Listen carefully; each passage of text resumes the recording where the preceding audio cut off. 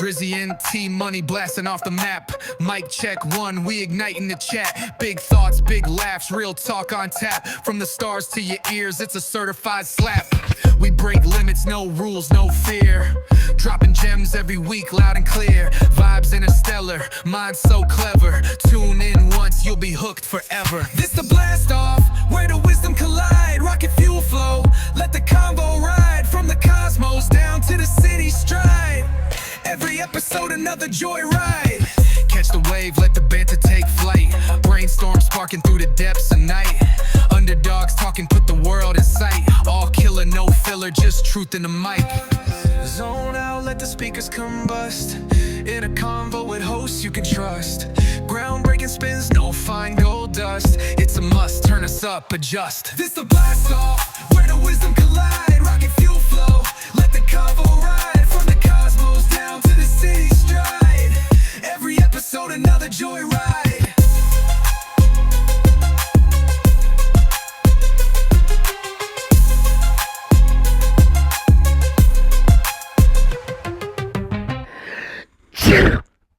Don't sneeze on me. Sorry, T-Money. Get the hell out of here, Drizzy. Okay. Welcome back to the Don't Sneeze on Me podcast. Today, we're going to dive into the full resume of regret. So how's it going today, Drizzy? It's going pretty good, pretty good. It was a hot day today. Oh, it really was. Yeah, 90s. And I know you're going to thoroughly disagree with me. I did not have my central air on today. I will not disagree with you because you are here now with no central air, but my apartment stays so cool. Quite comfy, quite comfy. It's lovely.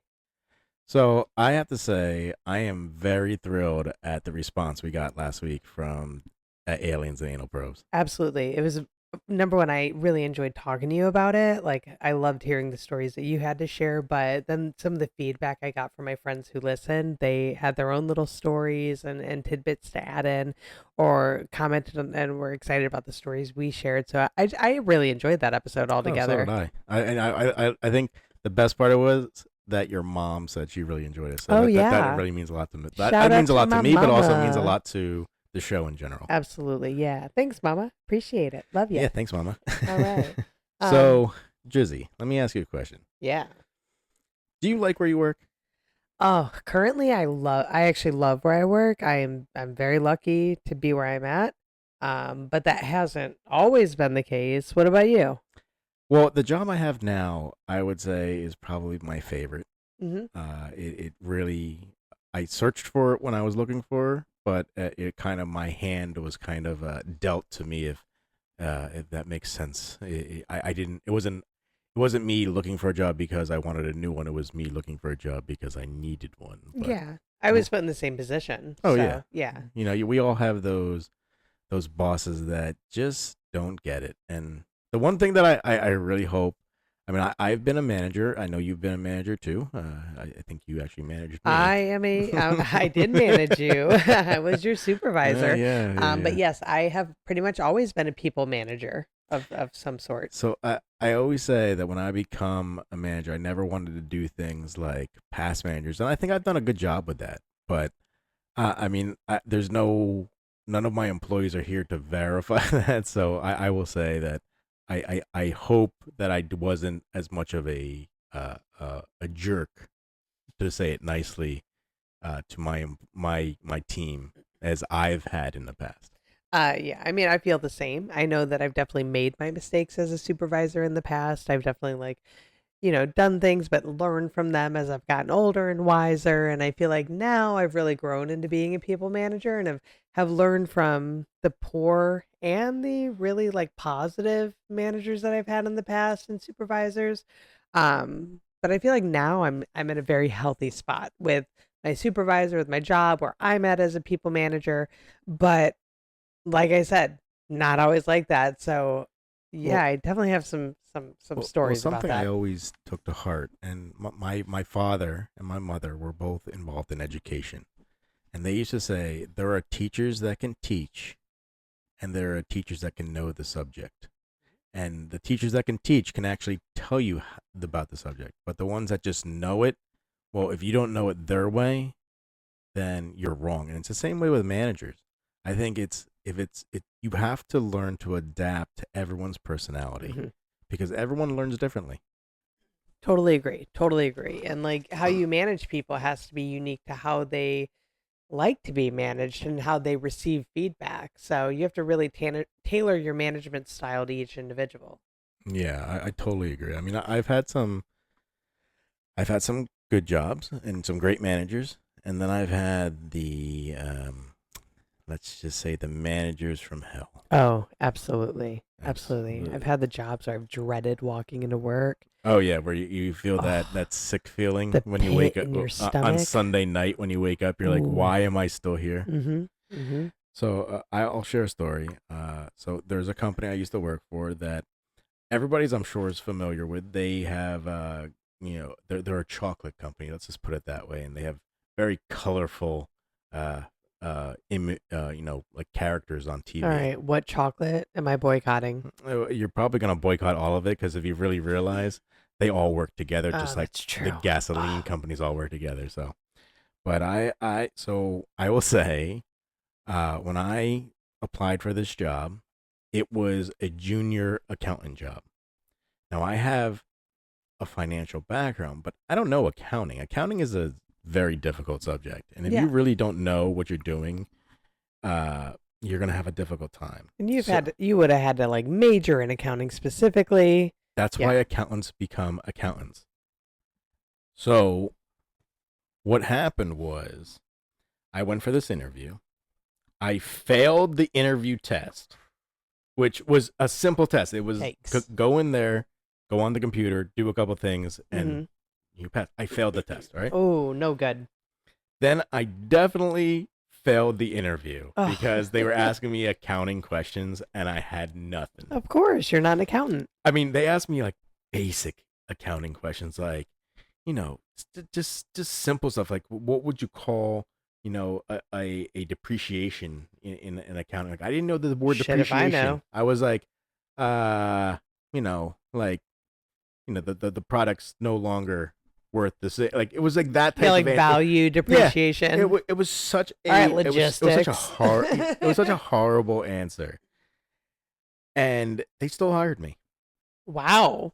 Yeah, I mean that just shows you that they really had no one for this position. I was probably Yeah. the And it only must have one been that. your just stellar I mean, personality, I either that or guess. I am. I mean, my father would say, Jack would always say, "You are a great bullshitter," and Yeah. Well, it, that's why we get along. We both exactly. bullshit. I mean, I said if I could have majored in bullshit in college, I would have had straight A's. Absolutely. Absolutely. But I will say that during my time with this very popular chocolate company, I think I lasted like maybe 2 or 3 months. I mean, I was there a very short time, and I was politely asked to resign or leave just because I did not know what I was doing. Like they literally said, It's just obvious you don't have the experience we're looking for."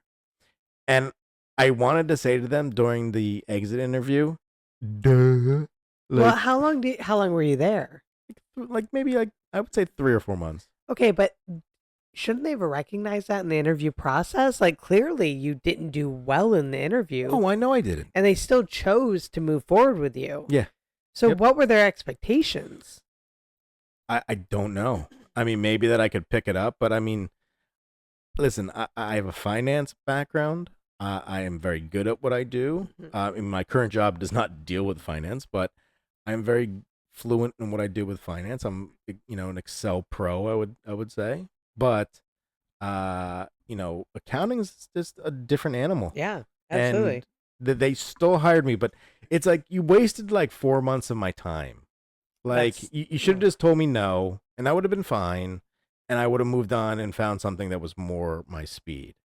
But I mean, like I said, that's just no, that doesn't sound like a horrible job to have. But I mean, when I tell you it was bad, I mean the only perk about it was like free candy Mhm. machines Ooh, that's in the entire building. sold. I've never taken home a book bag full of candy before until I worked for that company. So Well, that's a pretty good perk. I mean, I might consider it. it was good for the 4 months. After that, I think I was a little candied out. Let's put it that way. After that, done, burnt Hmm. out. Um, so one of my very first jobs, I worked at a hair salon in downtown Chicago, and I was a salon assistant. So I did everything from reception work to, shampooing and cleaning the salon and all that good stuff. Okay. So, and it was a really fun job. Don't get me wrong, but my bosses or the owners of the salon, they were two sisters, and they were uh, unhinged, to say the least. A Unhinged. very, very nice, Um, polite way of saying it. Emotions up and down and just very extreme and very angry and would yell at you for nothing, but then they would just love you and adore you the next second. Now, did they work well with each other, or were they the same way with each other? They were kind of the same way with each other. They kind of just like nitpicked each other, but they also lived with each other. The whole thing was very bizarre. That's way too much time together. Yeah, they were in their like late 30s at the time. I was 18, and like, so I worked there as a salon assistant, and then so they hired my best friend, who was, an 18-year-old gay kid who had like basically like just come out of the closet, and was exploring like his future career and stuff. And while we were working together, they would just scream and berate us if anything was like not up to standard or not up to par, and just kind of make us feel like shit. That's And weird. him even worse. So like, but when they were nice, they were like the nicest people ever. They would tip us really generously, be so sweet and so kind and so like loving towards you. But then if you did something wrong, it was like off with their head. And him, they like, I remember this one time they were yelling at him in the stairwell to the basement, and like the owner of the salon called him like like one of the most derogatory terms, the most derogatory term you can call, Oh a young boy. gay male. And it just shocked him and took him back. And I didn't know until later that this had happened. Hmm. But they would have like bags of drugs falling out of their pockets on the salon floor and like scuffling to pick it up.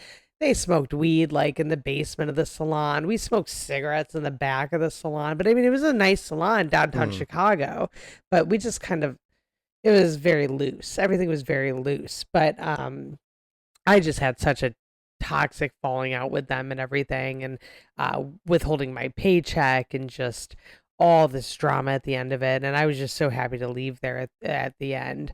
But Did just you leave by choice?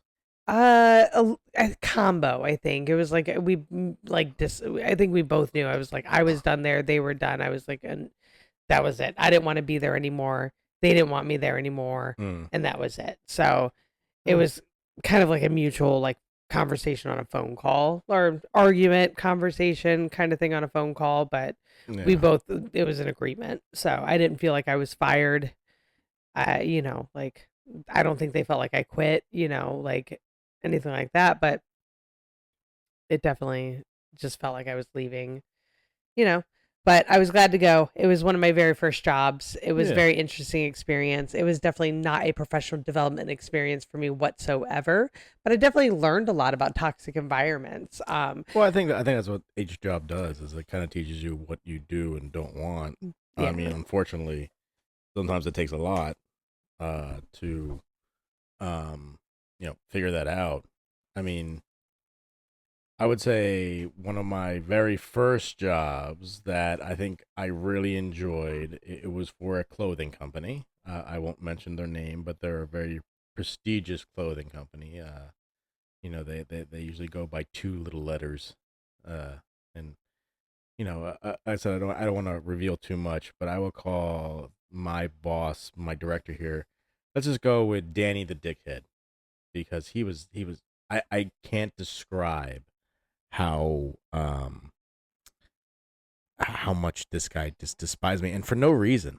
I mean, for absolutely no reason. So the first incident occurred is now when I first got hired, I didn't have facial hair, and when I was working for this company, quite a few people that had recently got hired or that had been in the department, and because we were mostly males, started growing their facial hair out. So I decided that maybe I would try it, see what I look like. I mean, there was that trend for a while where every guy kind of had like a beard or something going on recently.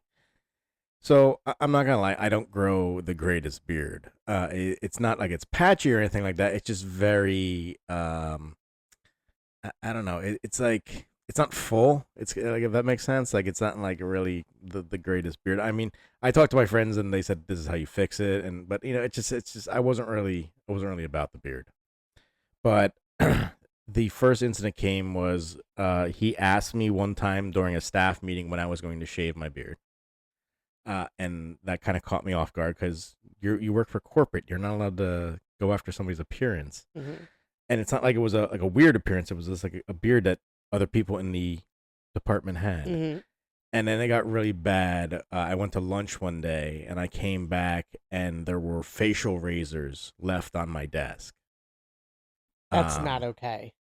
That is absolutely not okay. no, I was really turned off by it. And like I didn't know who did it. I had an idea. And then one of my colleagues said, yeah, Dan put those on your desk. And I was just like it's like you were you and you know what's made it worse is Dan had a beard. So it's like, okay, I understand if you don't have one and you don't want other people to have one, but for some strange reason. But Mhm. at the same time, when you have one, okay, I get that it wasn't I like don't a know. full. Maybe yours was just that bad. I mean, I have pictures of it. I'll show you. I mean, I didn't think it was bad. I just didn't look good with a beard. I'm just not a beard person. But it got worse, and I will preference this story by saying that when I used to work for this company, I would sometimes park in visitor parking. And I know, you're not supposed to do that, but I'm also not the only employee that has done that. And I wouldn't do it every day. If I was running late or something like that, you just you use a visitor parking spot. So on this particular day that I happened to have parked in the farthest visitor spot like available, like it was literally right next to a normal spot. So that's how far it was. We went out to lunch for a colleague's birthday, and when we were coming back, this Dan saw my car there and questioned me about it real quick. And I thought that was going to be that. But unfortunately, he brought me into his office after that. And not only did he yell at me like a parent yelling at a child about my parking spot, not like, Unacceptable. yeah, I mean, not, and I'm not exaggerating about the yelling. Like, it was like a verbal, like, who do you think you are? Why do you think you're better than everybody else here? Blah, blah, blah. It was like stuff like that. It's like just not an appropriate conversation. And then he went on to say, you know something? You've been here a while, and just seeing your attitude and how you're nonchalant about this. And I was like, it's not that I was nonchalant. I just, listen, I parked in a visitor spot. Okay. Just tell me not to do it again. Like, you caught me and you wanted to, take me down a peg. I won't do it again. But he goes, I'm not gonna promote you ever. So there's no reason for that's terrible. there's no reason for you to even be here anymore. So Bye. you should probably just, leave because you're not going to go anywhere. I'm not going to push you to go leave this position. And then he goes, and you're more than welcome to go to HR because they're not going to do anything to me. They're going to do something to you. They're going to get rid of you. Wow. They're not going to touch me because I am basically invincible here. That So is he's- wild. Like, it was like a threat. And like, I think that's what really rocked me from that job. Like, at that point, I was just like, I don't want to be here anymore. God, And like, if you could have recorded that conversation. oh yeah, I would have owned half this company. Oof. It would have been called, like T-Money figure, but whatever. But yeah, that one, I was happy when COVID finally released me of that stupid job. Sometimes it just sets you free from toxicity. I have a couple examples. Like, one is me being the bad employee, Okay. and then another is like my boss being pretty shitty. But the first I think the is second one is usually more than the first, but we'll go. wow. With that. All right, so the first one, I got a job at a very well-known coffee shop. It's one of the largest chains of coffee shops, very well known for being expensive and burning their coffee beans. Duncan. Incorrect, sir. Incorrect. However, so at the time though, I was balancing another job as well. And actually had a third job. So I had 3 jobs at the time. You're an overachiever. Well, I had to. I had to hustle at the time. I was like 19. I had to get my act together. I had to make some money, all that kind of stuff. So I was there 2 weeks, and then at the time, the guy I was living with at the time, my boyfriend, rest in peace. Ooh, okay. I didn't kill him. Don't worry. He did it himself that got later, dark I think. real quick. But he did it himself many years later. I didn't have to do it for him. So he broke up with me, and I had to move out pretty quickly. And then this coffee shop had me scheduled for a 4 a.m. shift. I said absolutely not. So I just that morning called in. I said, I'm done. I don't want to work here anymore, and I quit. And that was it. And just terrible exit. 2 weeks, and then I quit. I was gonna say there's a 2-week leaving period. Yeah, but I only worked there 2 weeks. So you got to still do 2 I was still in the training mode. So, but I quit, and that was it. Shitty employee. But I was also 19, and I was stressed the fuck out. So Yeah, what are you get gonna do? I don't blame you. Yeah. On the other hand, when I lived in Virginia and I was pregnant with my first child, like pregnancy can be quite uncomfortable and pretty painful. And I was towards the tail end of it, and I was quite uncomfortable. Hmm. And even just like walking from the parking lot was painful at times because it was a good distance where we were. Yeah. And then they enforced a rule that the staff had to park in the way off gravel lot. And that for me was very uncomfortable. I did it. I had to, but it was just very, very uncomfortable. This is before the day of like pregnancy girdles and like the pelvic supports that they have now. I have a pelvic support. Yeah, well, you need it for that.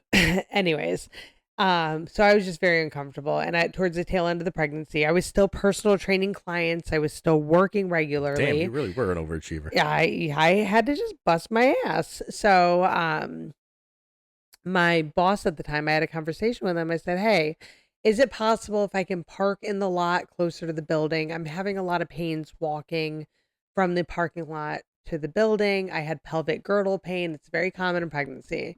And his response was, well, maybe you should walk more. Oof. What? Oof. Did you hit him? The CEO was sitting next across from him, or not the CEO. I apologize. The branch exec was sitting there. Did his jaw and at the table? And who was married with children, and he kind of looked at him and he was like, shook his head no. He's like, no. And I was like, you have no idea what you're talking about, and you really need to watch yourself. And that was my supervisor. That was unacceptable, and it put him in his place. I said, you have no idea what you're talking about. Yeah, that's an oversight. He was also a kid. He was probably like 22 years old, and like thought he was hot shit. He's like, oh, you're not in shape. It hurts because you're not in shape enough. So you should get in shape. I'm like, it's not like I have a person inside. I was a competitive power lifter at the time. Like, don't tell me I'm not in shape. I lifted regularly. I like exercise. Like, don't even tell me. Don't do that. So that was just pretty awful. So, but I don't understand why like bosses think that they can like, push you around and all that kind of stuff when you're making like $10 an hour. It's just crazy to me. Crazy. I agree with that. I mean, honestly, I understand, those first time jobs, like, giving not 110%, but when you go above and beyond, like the one job I had. Now, as I said, I have a financial background, but I work in logistics. And the problem is when you start working for like a big company, well, you do your job. But when you go to a small company, well, now you wear multiple hats. And the problem with multiple hats is like usually, I would think that you would be compensated in some way or form, maybe extra days, PTO days, or maybe a little boost in the salary, a bonus. A little something to balance it out, right? Just a little, give me a little something. Mm-hmm. Well, I worked for this company, and I won't say their name, but they reside in Piscataway. Let's just put it that way. Good old Piscataway. And the problem was that I came in as the young guy. I was the youngest guy in the company. I think there might have been one guy younger than me, but he had been there a long time, and he had checked out many years prior. And that was just the foreshadowing of what was going to happen to me eventually. But I got hired as a sales manager. I mean, I was in charge of bringing in new business, and it was told to me during the interview that I would have a team underneath me eventually as the company continued to grow, which they were planning on doing. But in the meantime, while you're doing that, we also need you to be the local IT guy for the entire company because, well, we don't want to pay an IT guy because they're expensive. Oh, yeah, that's smart. Just use what you got. So just because I happen to know a lot about computers and updating and all that and putting them together and doing networks and replacing just equipment, like literally replacing equipment. That was my second part of the job. And then I will say when I was at my one job, I did not have the Excel experience that I wanted. But as I've continued to grow and develop, I gained that experience. You've learned it. Well, learned it. We've talked about Excel. Yeah, Excel. I mean, Yeah. anyone that is in corporate or even probably, I would say teachers now use Excel. Yeah. But I mean, we use Google Suite at my job, which I quite enjoy. Yeah, well, I mean, but, Google Suite, to each Excel, their own. to each their own. They're exactly the same thing. But honestly, so I became the Excel guru. I knew how to do a lot of stuff, and this is before that. Did you have a sash? I wish I did. I asked for a private make you a office sash. because I said I needed to concentrate. You do. But I didn't get it. Should put it on your cards I got too. put out in the bullpen, Oh. as they used to say.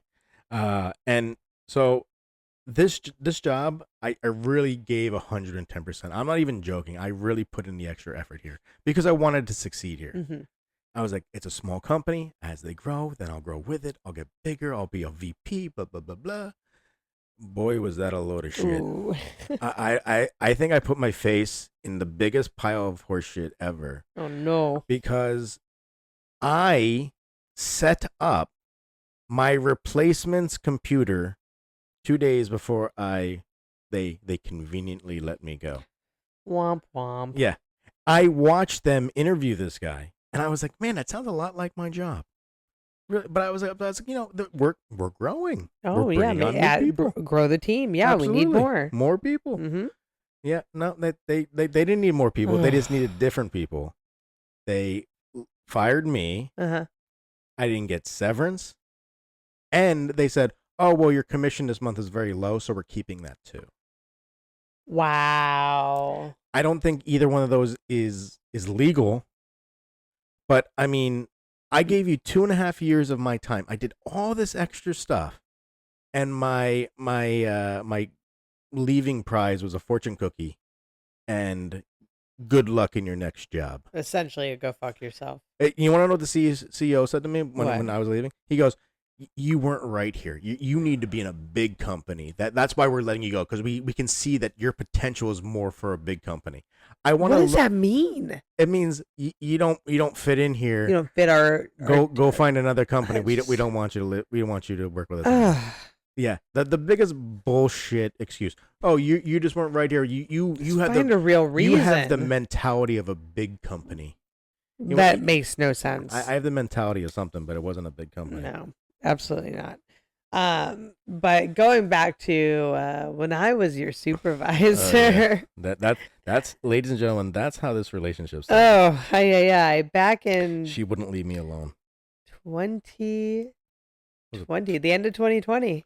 Yeah, because it was still COVID. Yeah. We were Wow, it's been that masked long? up. Yeah. Ugh, I know. I've been dealing with you for a long time. you were a lot better looking with the mask. Yeah, I was. Ooh, you too. Yeah. All Oh, right. believe me, I know. The- Mask blindness was the best. The gray is coming in like a champion. Oh boy, yeah. It's no, we call them mask fish. So like we would call anybody we saw attractive with a mask, we call them a mask fish because they took it off and you were like, oh. I wish we still had masks on. Yeah, right? I would get lucky more often. Makes everything better. Just keep your mask on. Yeah, 6 exactly. feet too. Stay away. Keep the mask on even when we're doing stuff. Anyways, but back to where we worked together. I was your supervisor. And, You were a good supervisor. I thank enjoyed you. working with you. I really enjoyed working with you. You were a good employee. So you worked a couple hours a week, but you were great. I mean, you could take a joke. You also understood my weird, stupid sense of humor. Well, yeah, but that's just because we hit it That's off what as friends yeah. though right away. And then, but I mean, honestly, even as when you put on your boss pants Mhm. and would like sit me down and talk to me about stuff, like it was never bad stuff. It was always like, hey, just fix this, hey, fix that. You're doing a Mhm. great job. Keep it up. Like, so I appreciated that. Well, awesome. Thank you. I try to be that way anyways. So I try to be a good boss, learning from these examples. But the bosses that that I had there and that you had to experience as Ugh, well don't even get me started. were quite horrendous. They were witches with a B. And they were not even my direct supervisors. But because of them, my direct supervisor was in another branch. I worked at 2 branches. Yeah, no, I remember how this all went. Yeah, Solely because of and these he was actually 2. pretty cool.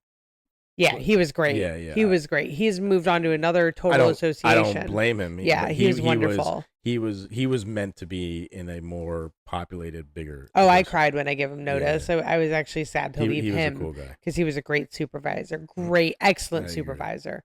But these 2 made the job just like it was just awful. Ladies and gentlemen, the job that we used to work at has a song after it. So we won't say the name, but think of the fitness gyms that have a song named after them. Yeah, the cowboy, the construction worker, the Native American. They have a group dance. They have a cool little dance. Trump uses their music all the time. It's just great, and they're all across America and the world. They're worldwide. Anywho, moving on. Yeah. It was just a really toxic environment, though. I would dread going to that branch, and the amount of like passive aggressiveness. I mean, cattiness. Oh, groups. If you weren't part of the clique, oh my gosh, so like, cliquey, get but the hell out. just so nasty and ugly all the towards time. each other. And it was every day. Mm-hmm. Every day. It was just awful. They really treated everybody so horrifically, and just they would make you feel very uneasy coming in. You felt like you had to walk on eggshells. Felt like you had to do everything just to appease them.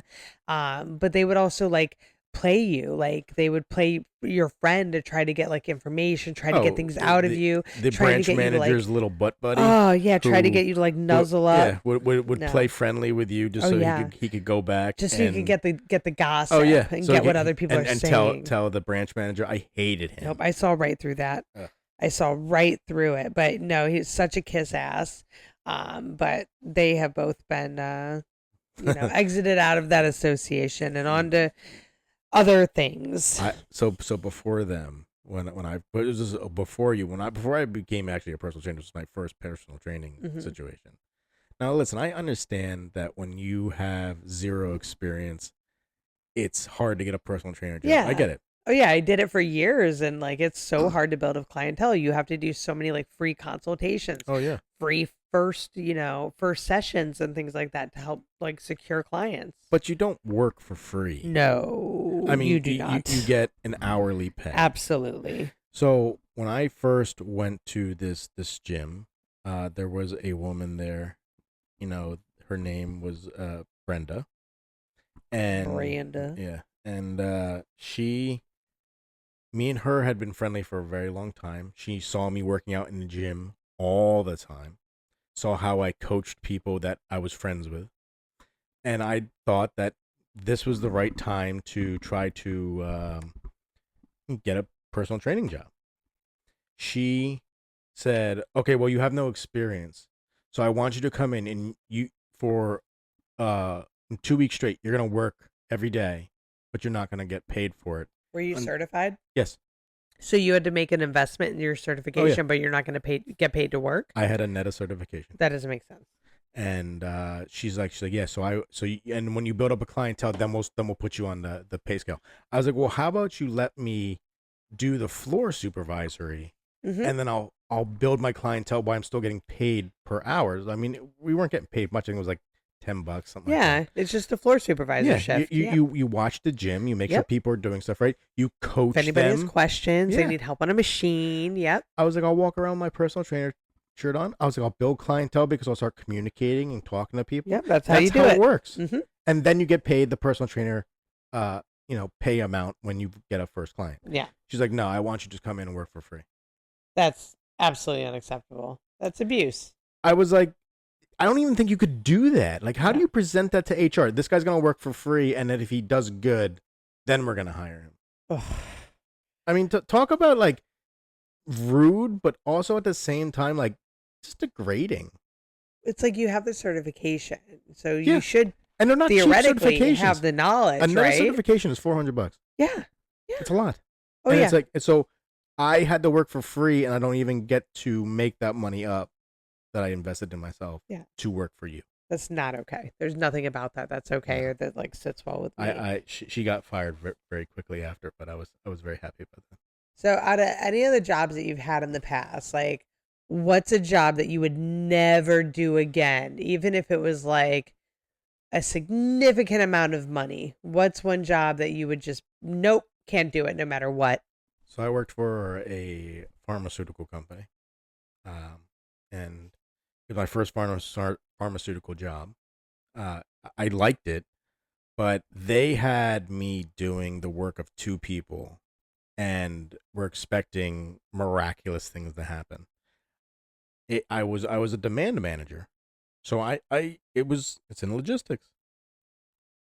I understood what they were asking me to do, but the amount of work that came with being a demand manager, you needed two people there. It was impossible. She just every day on me, you're behind, you're behind, you're behind. From literally the first week. I mean, you got to give me some time to learn the job. I've never had this job before. I know Yeah. logistics, but I don't never had this job before. And let me tell you, pharmaceutical logistics is way different than any other logistics you'll ever Its own do. little world. And I mean, towards the end, she put me on a PIP, I think it's called, Oh, performance improvement plan. performance improvement. I was there like 3 or 4 months. No, actually, I was there longer. Because I stayed almost a year. Okay. So I think she put me on a PIP around like month 7 or 8. Wow. And it was just because I just wasn't able to keep up with the amount of work. And when I tell you, I wasn't like joking around. I was taking it seriously up to a point, and then I was just like, I don't give a shit about this job. But up to a point, I was really giving it all my all. I was on at 8 o'clock, and I was working till 8 p.m. just to catch up that day's worth of work. Yeah, and I that's a wouldn't lot. even catch up. And the funny thing is that other managers saw me on at the time, like, why are you still on? And I'm like, oh, I'm still working. It's getting caught up. But she's off at 5. Ugh. And then she would be like, she'd log on the next day and she'd be like, where are you with this? Where are you with this? I just hated her. And the funny thing is that she left within my time period that she hired me and left. So she had really stopped training me because she was interviewing for another job. And then she didn't understand why I wasn't keeping up with the work. It's like, so she was just hands off. yeah, she stopped training me after like the first 2 months.